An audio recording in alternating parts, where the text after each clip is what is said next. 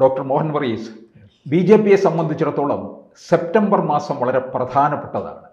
B J പിയിൽ പല മാറ്റങ്ങളും സംഭവിക്കാൻ പോകുന്നു, പ്രധാനമന്ത്രി പദത്തിൽ പോലും, അല്ലേ? അങ്ങനൊരു നീക്കമുണ്ടോ? അങ്ങനൊരു നീക്കമുണ്ടോ എന്നതിനെക്കുറിച്ച് ഉറപ്പില്ല. പക്ഷേ അങ്ങനൊരു സംസാരമുണ്ട്. ആ സംസാരത്തിൻ്റെ എല്ലാം അടിസ്ഥാനം ഒരുപക്ഷെ അരവിന്ദ് കെജ്രിവാൾ കുടത്തിൽ നിന്ന് തുറന്നുവിട്ടൊരു ഭൂതമാണ്.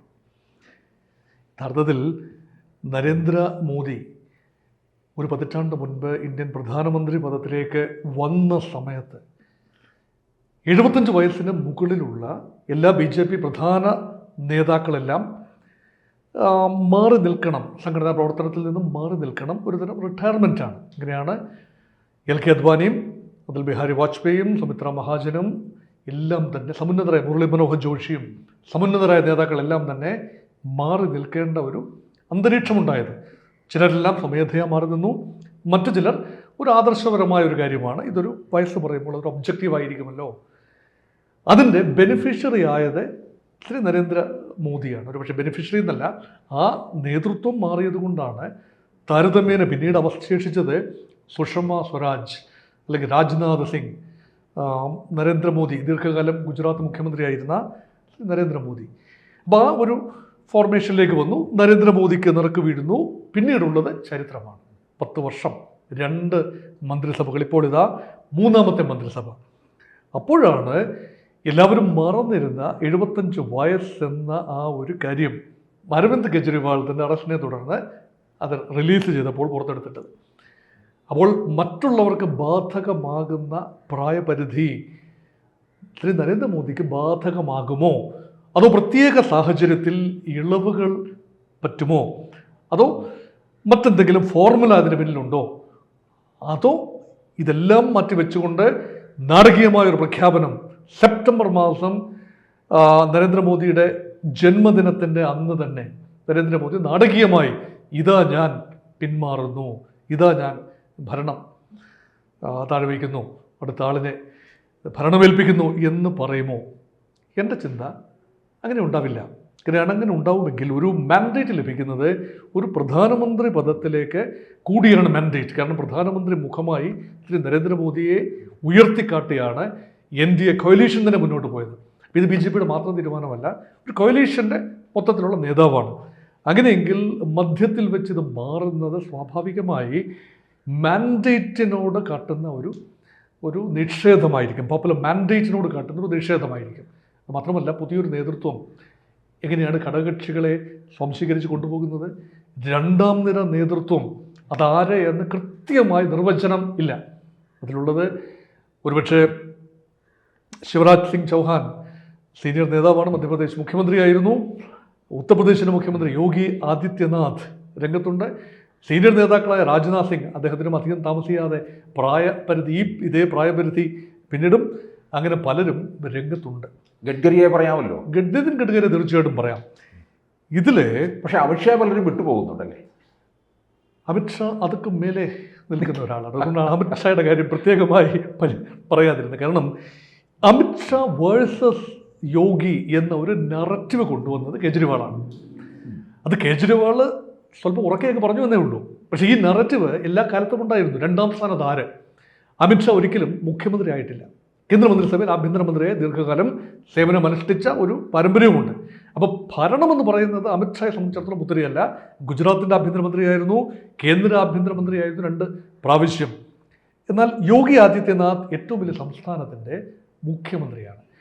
അപ്പോൾ ഇതിനകത്ത് ഒരുപാട് കാസ്റ്റ് ഫാക്ടേഴ്സ്, മറ്റ് ഭാഗങ്ങൾ, ഡെമോഗ്രാഫിക് ഒരു സ്പ്രെഡ്, ഇതെല്ലാം തന്നെ ചെയ്യേണ്ടതുണ്ട്. അത് മാത്രമല്ല, RSSന് സ്വീകാര്യനാകണം. നാഗ്പൂരിലെ RSS കാര്യാലയത്തിൻ്റെ അനുമതി പത്രം അദൃശ്യമായ ഒരു കരമായി ഉണ്ടാക്കണം. കാരണം RSSനെ മാറ്റി നിർത്തിക്കൊണ്ട് സംഘപരിവാർ ഒരു വ്യവസ്ഥിതിയെ നമുക്ക് കാണാനാവില്ല. അതുകൊണ്ട് പോഷക സംഘടനകളുടെ കൂടി ഒരു തീരുമാനം ഇതിനകത്തുണ്ട്, ഒരു കൺസെൻസസ് ആവശ്യമുണ്ട്.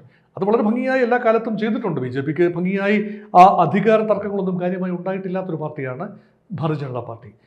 ഒരുപക്ഷെ അടൽ ബിഹാരി വാജ്പേയിക്ക് ശേഷം LK അദ്വാനി ആയിരിക്കും BJPയുടെ ഏറ്റവും ഹതഭാഗ്യനായ നേതാവ്. അദ്ദേഹമാണ് BJPക്ക് അലകും പിടിയുമൊക്കെ സമ്മാനിച്ചത്. രഥയാത്ര നടത്തി ജനങ്ങളെ ഇളക്കി BJP വികാരം 2 സീറ്റിൽ നിന്നും 86 സീറ്റിലേക്കും പിന്നീട് 113 സീറ്റിലേക്കും പിന്നീട് 189 സീറ്റിലേക്കും പിന്നീട് അവസാനം കേവല ഭൂരിപക്ഷത്തിലേക്കും പിന്നീട് അതിനേക്കാൾ കൂടുതൽ ഭൂരിപക്ഷത്തിലേക്കും ഒക്കെ BJPയുടെ പകർന്നാട്ടത്തിന് പിന്നിൽ സംഘടനാ സംവിധാനം കെട്ടിപ്പടുത്ത വിഖ്യാതനായ ആളാണ് ലാൽ കൃഷ്ണ അദ്വാനി. അദ്ദേഹത്തിനൊരു ഉപപ്രധാനമന്ത്രി പദവിയിൽ മാത്രമേ എത്താനായുള്ളൂ. അതുകൊണ്ട് ആ ഒരു നഷ്ടം, LK അദ്വാനിയുടെ ഒരു നഷ്ടം ഒരുപക്ഷെ അമിത്ഷായ്ക്കും അതുപോലൊരു നഷ്ടമാണോ അമിത്ഷായെ കാത്തു നിൽക്കുന്നത്. പക്ഷേ age is on A positive side four Amit Shah. യോഗി ആദിത്യനാഥും അമിത്ഷായും പ്രായം കൊണ്ട് വളരെ ഒരു ഏറെക്കാലം ഈ 75 എന്ന പ്രായപരിധി കിടക്കാൻ ഏറെക്കാലം ബാക്കിയുള്ള 2 പേരാണ്.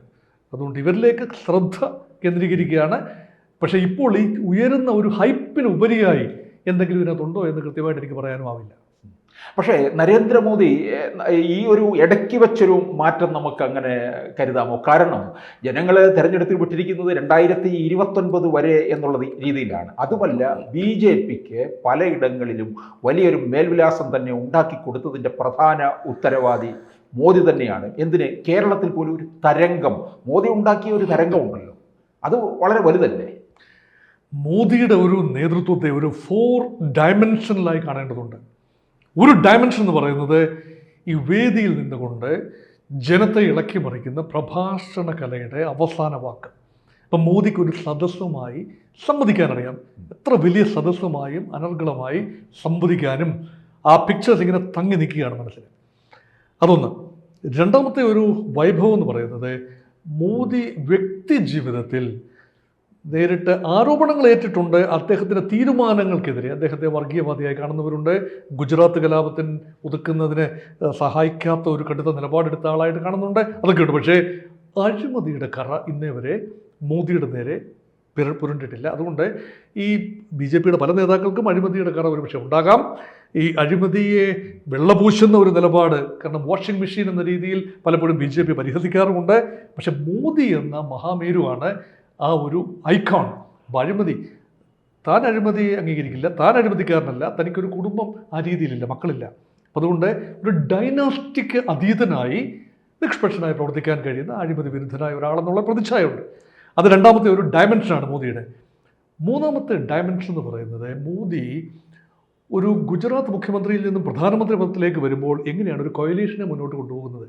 പക്ഷെ മോദിക്ക് നന്നായി കൊയലീഷൻ പാർട്ട്നേഴ്സുമായി വിലപേശാൻ അറിയാം, നന്നായി. അതൊക്കെ മോദിക്ക് പകരം മറ്റൊരാളാണ് ആ സ്ഥാനത്തിരുന്നത് എങ്കിൽ ഒരുപക്ഷെ ചെറിയ നാഞ്ഞൂളുകളെല്ലാം പത്തി വിരിച്ചാടുമായിരുന്നു. പക്ഷെ അത് നടക്കില്ല. അപ്പോൾ തടിയുള്ള അപ്പനെ പേടിയുള്ളത് കൊണ്ട് അത് നടക്കില്ല. അതുകൊണ്ട് ആ ഒരു സ്റ്റെബിലിറ്റി നൽകാൻ മോദി നൽകുന്ന ഒരു സോളിഡാരിറ്റി, സ്റ്റെബിലിറ്റി, ഇത് മറ്റാർക്കും നൽകാനാവുന്ന ഒരവസ്ഥയില്ല. ഒരുപക്ഷെ ഒരാൾക്ക് അവസരം കൊടുക്കുമ്പോൾ അദ്ദേഹവും ആ മാറ്റം തെളിയിക്കാൻ കഴിയും. പക്ഷേ എങ്കിലും നിലവിൽ അത് മോദി തന്നെയാണ്. പക്ഷേ നാലാമത്തേതാണ് ഏറ്റവും പ്രധാനം. ഇന്ത്യക്ക് അന്താരാഷ്ട്ര ഭൂപടത്തിൽ ഒരു മേൽവിലാസം ഉണ്ടാക്കി കൊടുത്തയാളാണ് ശ്രീ നരേന്ദ്രമോദി. അതായത് നെഹ്റുവിന് ശേഷം ഏറ്റവും അധികം വിസിബിലിറ്റി കിട്ടിയ, ഇന്ദിരാഗാന്ധിയെക്കാളും ഒരുപക്ഷെ വിസിബിലിറ്റി കിട്ടിയ ഒരു ലോക നേതാവ് എന്ന നിലയിൽ മോദിയുടെ വളർച്ച. മൻമോഹൻ സിംഗിന് ലഭിച്ചു. G20യിലേക്ക് മൻമോഹൻ സിംഗിൻ്റെ സമയത്താണ് ഇന്ത്യ പ്രവേശിക്കുന്നത്. പക്ഷേ ഇന്ത്യ 5ാമത്തെ വലിയ സമ്പദ് വ്യവസ്ഥയായി മാറുന്നത് മോദി ഭരണത്തിലേറുമ്പോൾ 9ാമത്തെ സമ്പദ് വ്യവസ്ഥയായിരുന്ന ഭാരതം ഇന്ന് 5ാമത്തെ വലിയ സമ്പദ് വ്യവസ്ഥയാണ്. അപ്പോൾ അത് ഭാരതത്തിൻ്റെ വാക്കുകൾ ഗൗരവമായിട്ടെടുക്കുന്നു. അതുകൊണ്ട് ഭാരതത്തിൻ്റെ മുഖമായി മോദി വരുന്നു. മോദിയുടെ ഒരു നയതന്ത്രമുണ്ട്. അതൊരു മോദി ടച്ചാണ്, പേഴ്സണൽ ടച്ചാണ്. ഏത് രാജ്യത്ത് പോകുമ്പോഴും ന്യൂയോർക്കിൽ പോയാൽ മാഡിസൺ സ്ക്വയറിൽ ഇന്ത്യൻ വംശജരെ അഭിസംബോധന ചെയ്തതിന് ശേഷമാണ് പ്രധാനപ്പെട്ട നേതാക്കളെ അദ്ദേഹം കാണുന്നത്. അതെവിടെ ചെന്നാലും, അത് ലോകത്തെ രാജ്യത്ത് ചെന്നാലും Modi is well received. That means India is received and Modi is the icon of India.